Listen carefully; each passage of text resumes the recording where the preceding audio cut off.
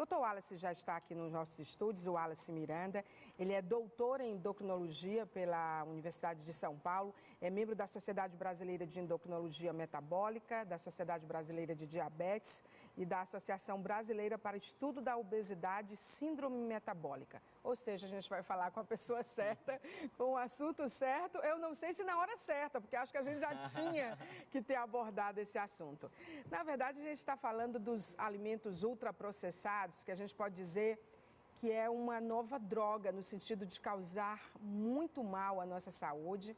Acho que é desafiador, inclusive, porque a gente não consegue muito, quando se fala de alimentação e tão disfarçada de tantas delícias, definir a aparência do bem e do mal aí na hora da gente escolher, né? E aí tem pesquisas que mostram, a gente estava olhando, Dr. Wallace, pesquisa francesa que fala do risco de doenças cardiovasculares, pesquisa dos espanhóis falando sobre mortalidade, outras pesquisas, um terceiro estudo, dessa vez americano, falando sobre a influência, o efeito direto no peso. E a gente consumindo o tempo inteiro. Você come alguma coisa processada, sabendo de tanta coisa assim? Boa noite, bem-vindo. Boa noite, Maia. Boa noite a todos os telespectadores. Todos nós comemos, né? O grande... Não tem como escapar, exatamente. Né? O grande detalhe é a gente ter aquela noção que a gente não pode exagerar. A modernidade, a facilidade, a tecnologia, ela trouxe para a gente esses alimentos ultraprocessados, que não tinha, por exemplo, há 1000 anos atrás, nem vou tão longe, que não tinha essa quantidade de alimentos há 50 anos atrás. Mas essa facilidade dos dias de hoje, ela também tem seu ônus, né? Então a gente está começando a conviver com outras doenças que a gente não convivia antigamente, por diversos motivos. A população acaba vivendo mais, então outras doenças são diagnosticadas mais do que antigamente, como por exemplo um câncer, como por exemplo as outras doenças cardiovasculares que elas vêm aumentando, o diabetes vem aumentando, a obesidade também vem aumentando. Então a gente vive uma pandemia de várias doenças provocadas pela alimentação errada, pela falta de atividade física. Então, a gente sempre tem que ter o bom senso. Os alimentos ultraprocessados, eles não estão totalmente proibidos. Os alimentos ultraprocessados, eles devem ser evitados. Se a gente fosse colocar numa pirâmide, mas não aquela pirâmide alimentar clássica, uma pirâmide alimentar entre os alimentos in natura, processados e ultraprocessados, esses ultraprocessados, eles deveriam fazer parte do topo da pirâmide.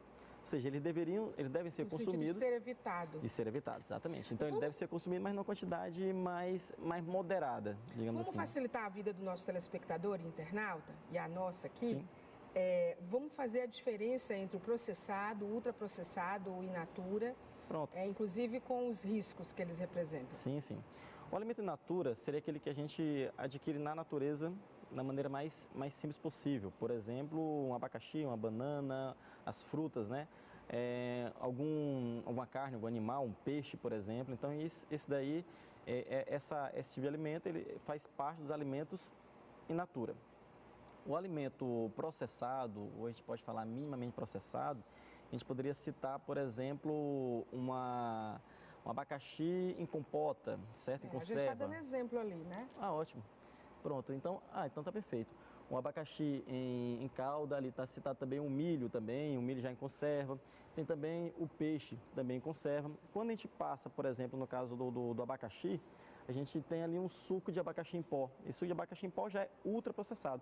O alimento, ele fica, assim, realmente ultraprocessado, a intenção é que ele dure mais tempo. Sim. Então, e também que ele tenha um preparo mais simples. Então, pegar o suco em pó de abacaxi, colocar com água e tomar. Ou seja, facilita a vida. Nossa vida corrida... Fica prático. Fica muito prático. Só que a gente tem que tomar esse cuidado. Na figura estava o detalhe do peixe, por exemplo, a gente pode falar... Por exemplo, do frango. Vou citar o frango, por exemplo. O frango, quando a gente obtém na natureza, ele vem in natura.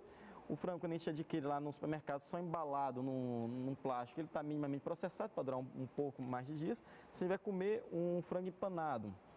Aí esse frango empanado, um nuggets, por exemplo, empanado, aí já seria ultra processado. Então, a gente tem essas facilidades do dia a dia, mas tem que ficar atento até onde pode ir ou não. A gente vive numa situação que no Brasil nós temos mais da metade da população acima do peso. 20% da população do Brasil com obesidade. Nos Estados Unidos, que foi citado na pesquisa, aproximadamente 70%, 75% acima do peso. Com obesidade, mais de um terço da população, mais de 33%. E na pesquisa citada, essa pesquisa foi citada no British Journal, que é um jornal britânico ele é bem referenciado. Foi feito, ele citou algumas pesquisas, dentre elas a dos Estados Unidos, que avaliou exatamente quem estava comendo mais alimento ultraprocessado eles avaliaram durante 2 semanas. Quem comia mais ultraprocessado e depois um outro grupo com alimento mais in natura. Então, um grupo ultraprocessado, um grupo in natura. Depois dessas 2 semanas, eles trocaram. Quem comia o alimento in natura acabou comendo o alimento ultraprocessado. Quem estava comendo o ultraprocessado começou a comer o alimento in natura. Para avaliar, porque às vezes a gente pode falar, não, é porque a pessoa tem uma tendência maior a engordar do que outra. Vai de pessoa para pessoa. Vai de pessoa para pessoa. Então, utilizou o mesmo grupo e fez a troca da alimentação. Nos 2 grupos, eles observaram um aumento médio de peso de 1 quilo quando estava comendo o alimento ultraprocessado. 1 quilo em 2 semanas. Uau. Quando ia para o alimento in natura, ocorria mais ou menos a perca de 1 quilo. Até porque tem o sódio, né? Sódio. Para poder garantir que eles fiquem conservados por mais tempo, né? O sódio, ele sempre está numa concentração maior nos alimentos ultraprocessados. É como ração de animal. Sim. Tem as péssimas. Sim, claro. Né? E tem aquelas com menos sódio e tudo. É por isso que, principalmente os castrados, eu digo isso porque eu tenho um bichinho de estimação, meu gato comieira, que é uma hashtag ele acaba ganhando mais peso, né? Ele mantém uma dieta com a ração de boa qualidade, com menos sódio, tudo prescrito pelo veterinário. Então você já está fazendo uma prevenção. Agora eu acho que o meu gato está mais saudável do que eu. Porque a gente nessa vida corrida... A vida corrida, exatamente.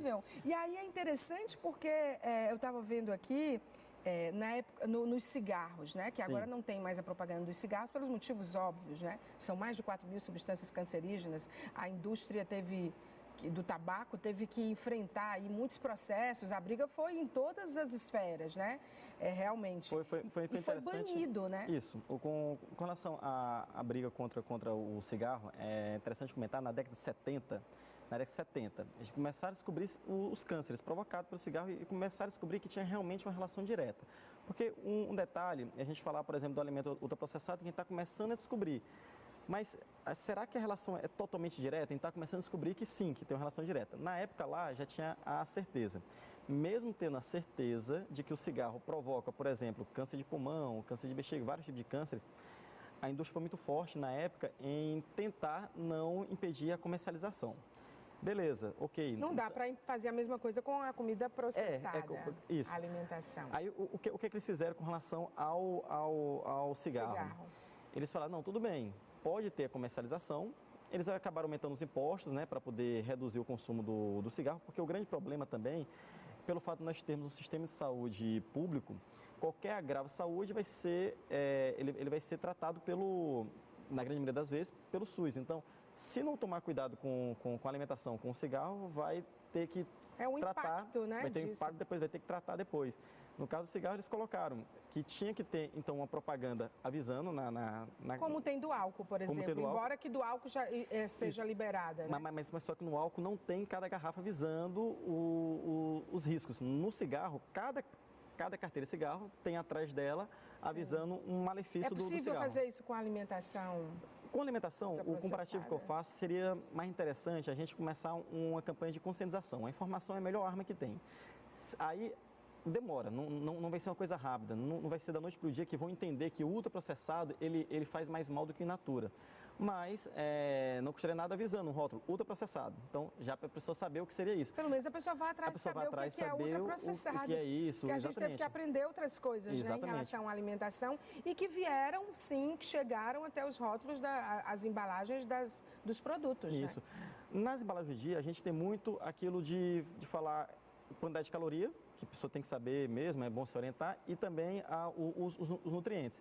Só que se for observar, a minha dica, né, para saber se o alimento é ultraprocessado ou não, na hora que você começar a ler a lista de nutrientes e você começar a não entender o que está escrito, fica atento. Então ali deve ter muito alimento, vai ter muita substância tem muita manipulação. Quando dá para as receitas hoje de remédios, elas terem esse medicamento pode causar suicídio para evitar os processos que eram enormes em relação à indústria farmacêutica, né, de que as pessoas realmente entravam por vários fatores, né, e aí eles começaram a botar isso de forma massiva, está em todas as medicações. Alguns medicamentos foram até proibidos por causa disso, tamanho risco. Comprovou-se risco de alguma medicação, suicídio, câncer, tipo, Tem algum lugar no mundo que eles já sinalizam como ultraprocessado?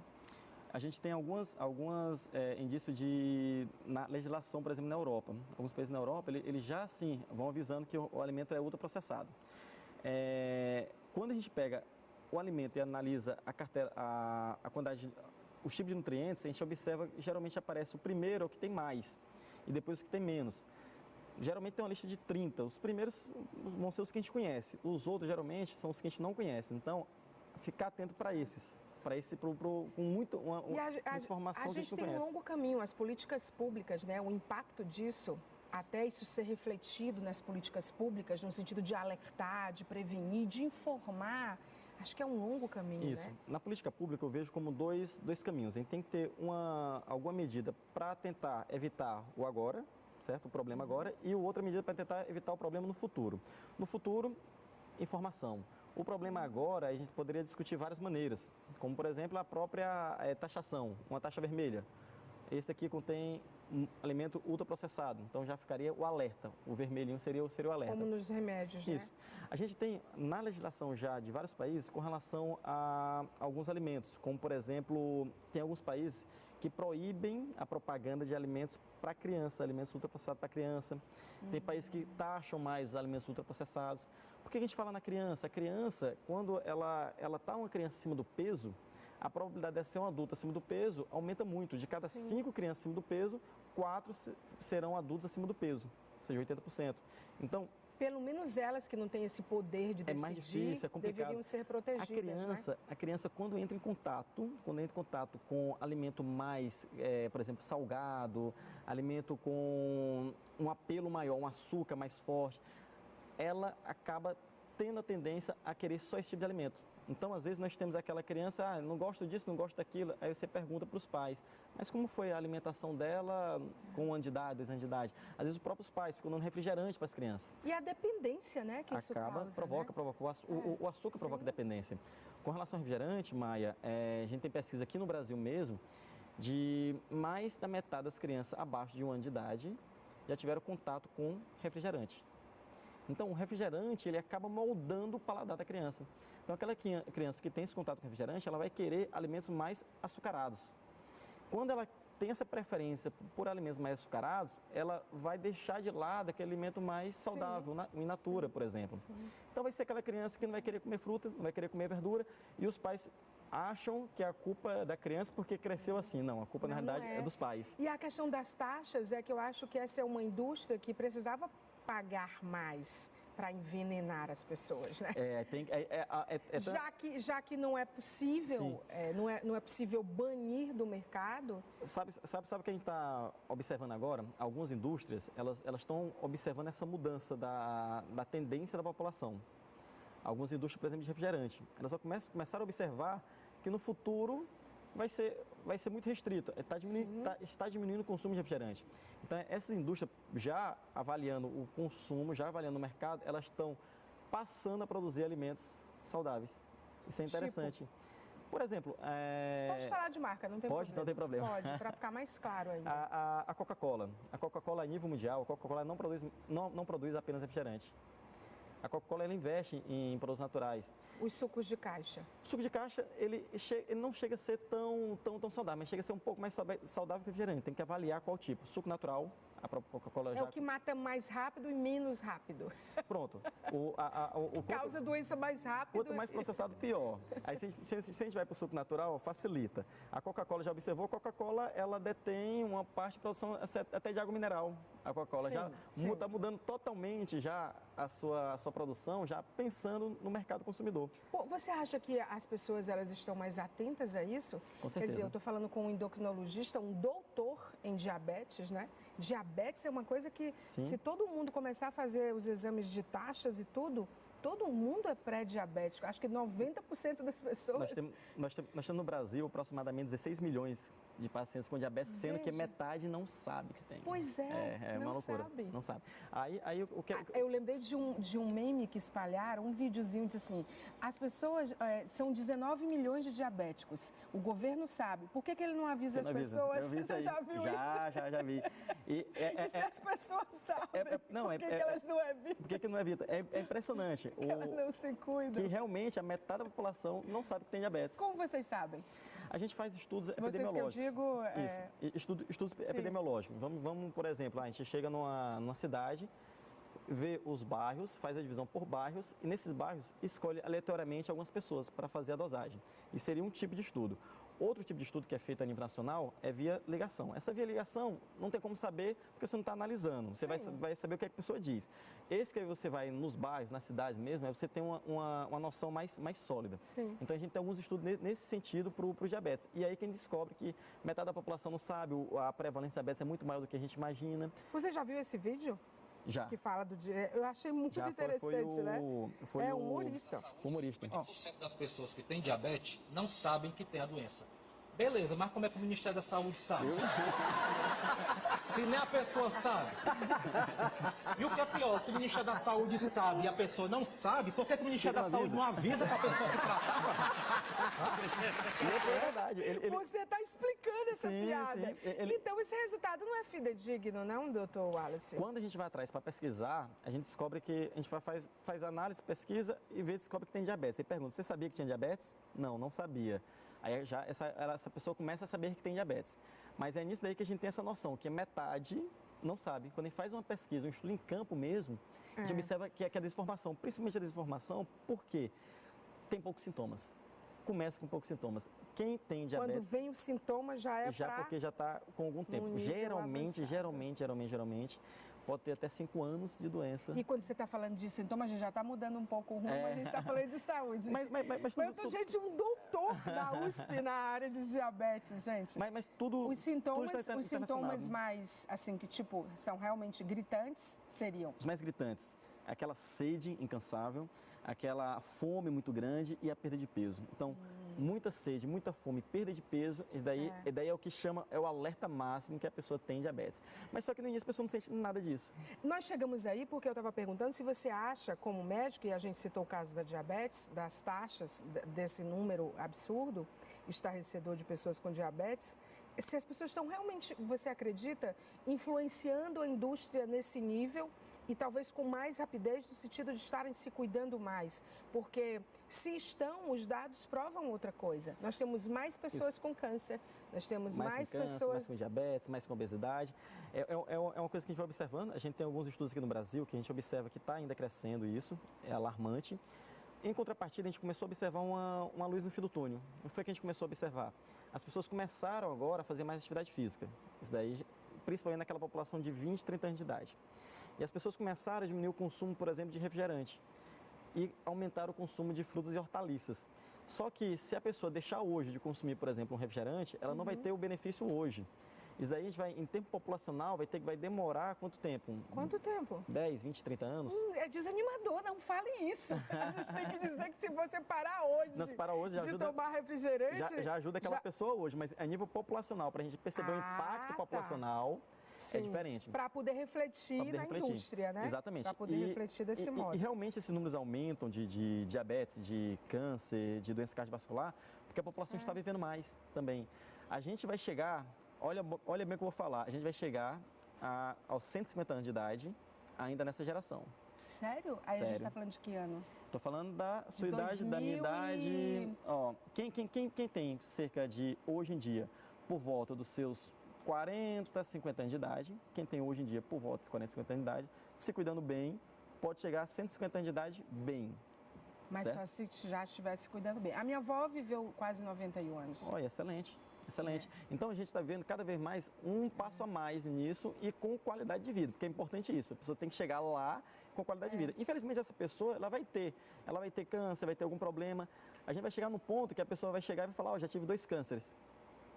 E estou bem. já foi tratado. Então, as pessoas vão falar disso igual a pessoa que está na moda, né? Fazer palestra e dizer, eu quebrei tantas empresas. Quanto mais empresa a pessoa quebra, parece mais experiente.